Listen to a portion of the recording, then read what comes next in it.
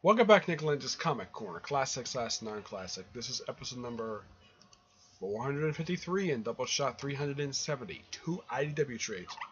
First up, it's... Alright, first up it's Transformers Titans Return. Yeah.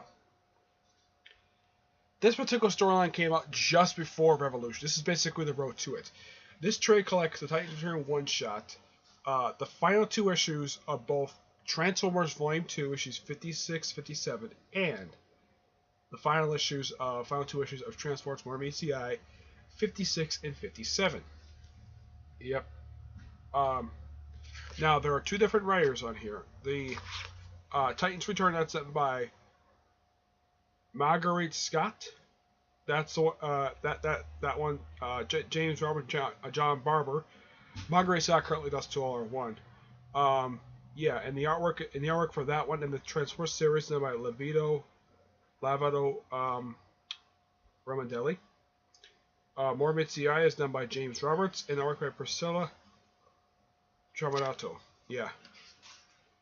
Pretty much with this basically that in the previous Beyond thing for Titans Return, they talk about what happened in the previous books, like the whole thing of Optimus Prime annexing Earth, and of course Megatron basically renouncing his past. He'll say yeah it happened, but basically he's cut his ties with his past. Basically he's no longer going to hurt people anymore. Yeah. Basically, if you want to know how big these things are, these Titans, now I had mentioned these things are pretty much the size of frickin' skyscrapers. Trying to see here. I know that in this first part here, here we go. This is a Titan. You've been thinking, man, that looks like a Nova Transformer. And look at the cover. Those are the Nova Transformers right there. These guys here are the Titans. Gigantic Transformers that apparently can transform into actual cities. Yep. And of course, the two issues from Transformers just ties up loose ends from the main Transformers series before it leads into Revolution and later Optimus Prime. More MTI does pretty much the same thing. It ties up loose ends for that series, but helps plant seeds for the Lost Light series and of course Revolution. But there is something quite interesting about the Transformers series. In the last couple issues, we have people who never appeared in Transformers books for IDW prior to these two issues coming out. Who shows up in here? General Joseph Clayton, the original G.I. Joe, Scarlet and Roadblock of G.I. Joe. They do mention Venture Team in here, which they do expand upon them in the Revolutionary series. Let's see. They mention Cobra, and they also mention what happened at the end, the events of the previous volume of the series. Not the most recent one that just ended, but the volume that came before that. The one that actually ended at that point was actually the previous year. Though at this point, it apparently had been about 3 or 4 years since the volume ended. It's quite bizarre, to say the least. Yeah, that volume, which was basically the storyline, was the fall of G.I. Joe. That lasted for 8 issues. Though, this trade does suffer the same problem Revolution has. There's no editor note for it at all. Nope. Yeah, that's kind of the strange thing. They're mentioning stuff that happened in a different series. It's unrelated to Transformers. Basically, these 6 issues that are in, these 5 issues are in here, is just setting up stuff for Revolution. Though Action-Man, the Micronauts, and Rom do pretty much the same thing. Yeah, Rom's in this universe. There's actually a variant in this trade that actually has Rom on the cover. Here you go. Rom. Yep. Despite the mentioning events that happen in different series, and I really think that the trade should have done this, put an editor's note here. It says, read G.I. Joe Volume 4, issues 1 through 8, Fall of G.I. Joe. I think there is a trade that collects this volume. As far as I can tell, there is. Let me look it up here.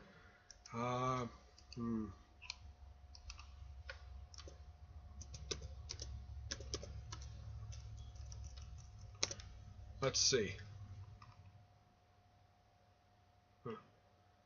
Let's see here.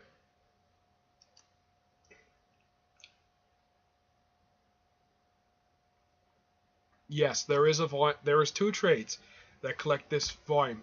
The last trade, the 2 trades came out February and July of 2015. Yep, roughly 2 years ago.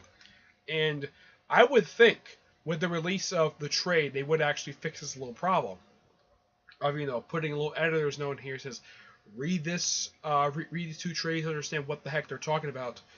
And they don't. They do throw editor's note basically what happens in the main in the 2 Transformer books, but they don't bring up what happened. They mention the stuff of G.I. Joe Volume 4, but there's no editor's note for it at all in here. I checked. There is none. Excuse me. But despite that little problem, everything here is really good. The 3 writers who do basically the one-shot, and of course the 2 main writers for 2 main books, and those are, again, Marguerite Scott, James Roberts, and John Barber. These 3 people do a fantastic job with the storyline and help leading the way to Revolution, which, by the way, interesting fact about that crossover, it's written by John Roberts, who is the writer of the Transformer books, and it's co-written by Colin Bunn. No, seriously, it is. If you look it up, Colin Bunn writes it. The only reason why I think he co-writes it because, well, the Micronauts are in it. That's the only reason why I could personally think of. But yeah, this is good. I give this 9 out of 10. Alright, next up is Teenage Mutant Ninja Turtles, Volume 13, Vengeance Part 2. Yeah, I know for a fact this is Part 2. I'm like, where's Part 1? And why haven't I reviewed any more trades? Well, this is the furthest back trade the library has, so why not? And yeah, this does happen. Splinter and Shredder do fight. Now this trade collects issues 48 to 50. I'm thinking three issues. That's actually not a lot. Unlike Transformers, which doesn't have editorial notes, this one has tons of them. All the Transformer books always have editorial notes, so you have a pretty good idea of what the heck is going on. And they mentioned stuff happened in the Case in April series. They mentioned this. They still bring that up. Now, pretty much the storyline, it simply put the end of the feud between Hamata Yoshi and Oroku Saki. Yep. And now, pretty much the main series is done by Tom Waltz and Kevin Eastman. They are the writers of the series. Yeah. But they also have Bobby Crow, who does the story. The script is all done by Tom Waltz. Excuse me. And one thing I praise, I love doing this. I keep thinking, why can't Marvel and DC do this a lot more for more of their characters? Look at this. A credit note. Based on characters created by Peter Laird and Kevin Eastman. Yeah. I'm like, why can't more characters if both these 2 companies get this? And yet IDW knows how to do this properly. And I gotta praise Tom Waltz for originally bringing in Kevin Eastman.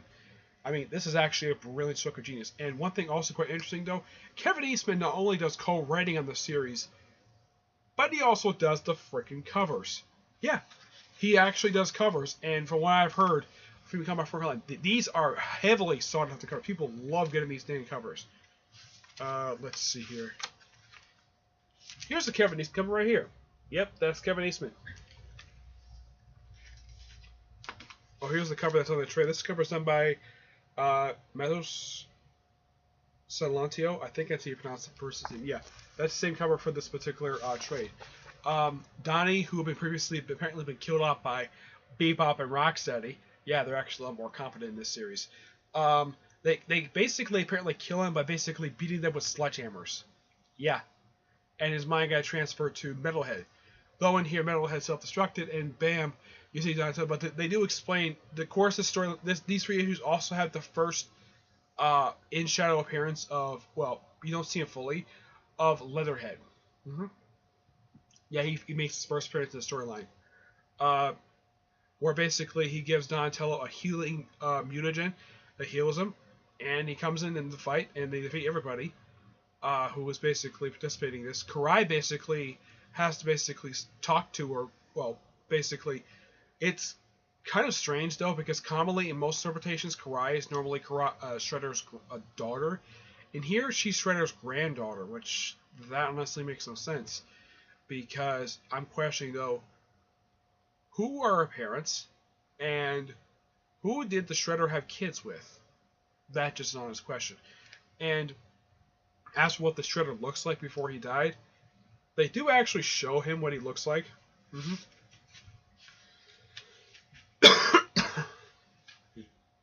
Yeah, this is what the Shredder looks like without his mask on. Yeah, that's what he looked like in this continuity. Yep. These issues are great. I will spoil this because the storyline is 2 years old. Splinter kills Shredder. Well, actually, Shredder commits suicide. Well, basically because he lost the fight. Basically, Splinter killed him by beheading him. Though most interpretations, whenever Shredder dies, usually Leo is the one who kills him and beheads him. Here it's Splinter, and then like right after he kills him, he becomes the leader of the Foot Clan. And of course they do expand upon this later on. And of course Mikey just drops his number like I quit. Like he's so confused about what just happened, and he says, "Let him go." His confusion is understandable. Though they do expand upon this later on. This is great. It basically wraps up like most of the storyline that's been happening since issue 1 at this point, which is great. Now this has never happened before. This is actually quite original. Shredder getting killed, that's not original because this has happened a few times. But as for Splinter taking over the Foot Clan, this is interesting. You gotta praise him for doing that. You gotta praise Tom Waltz and Kevin Eastman for doing that. Early on, when they first did this series, they were just remaking some of the classic stories from the Mirage series. Now they're just moving forward with more stuff. Now, Krang, General Krang, he had been captured prior to the storyline even starting. Yeah, he had been captured and he's going to be on trial for war crimes. That's happening currently in the most recent story arc. But yeah, this is good. I give this a 9.5 out of 10. This series is pure amazement. It's awesomeness at its finest. All right. Well, that's it for this episode. Stay tuned for the next episode, which I'm going to do right after this. And this will be episode 454 and Doubleshot 371. And it's 2 more TMNT trades, okay? Until then, I'm going to see you there. Bye.